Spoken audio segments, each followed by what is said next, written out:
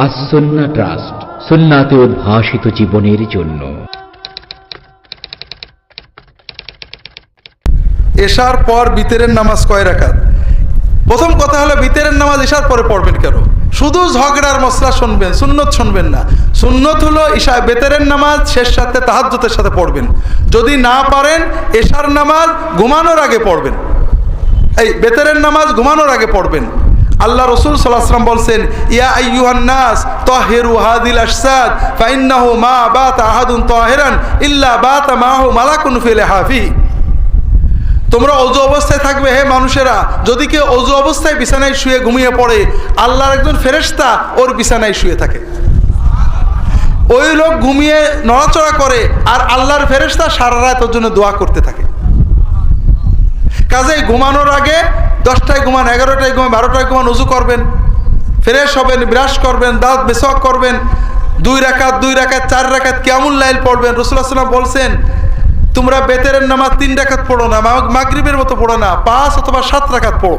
আগে 2 রাকাত 4 রাকাত পড়ো, এরপরে 3 রাকাত পড়ো। এগুলো হলো সুন্নত।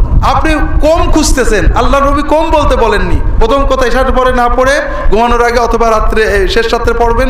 দ্বিতীয়ত, বিতিরের আগে অবশ্যই 2 রাকাত কিয়ামুল লাইল পড়বেন, তাহাজ্জুদের সওয়াব পেয়ে যাবেন। এরপরে বেতেরের নামাজ 3 রাকাত কিভাবে পড়বেন? 3 রাকাত নামাজ 3 ভাবে পড়া যায়।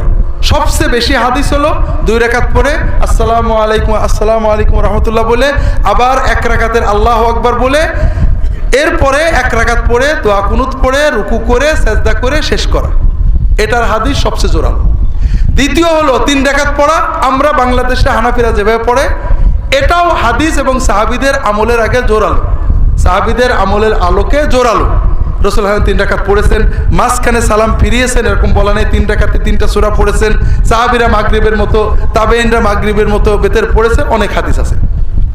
কিছু হাদিসের গ্রন্থগুলো, কিছু হাদিস মুসান্নাফ গ্রন্থগুলোতে আছে। আমার রাহে বেলায়েতের নতুন এডিশনের 3য় অধ্যায়ে হাদিসগুলো আপনারা পাবেন। 3য় একটা পদ্ধতি, এটা হাদিসে নবী সাল্লাল্লাহু আলাইহি ওয়াসাল্লাম করেননি, সাহাবীদের থেকে পাওয়া যায় না, তাবেঈনদের থেকে কারগর থেকে পাওয়া যায়।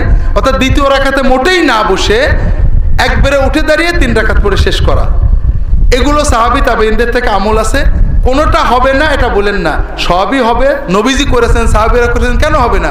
তবে আমাদের কাছে যেটা উত্তম মনে হয়, যার যার কাছে সেইটা বলবেন। আমাকে যদি কেউ বলে যে বেতের কিভাবে পড়বো স্যার, আমি প্রশ্ন করে আপনি কিভাবে পড়েন সেইটা বলেন।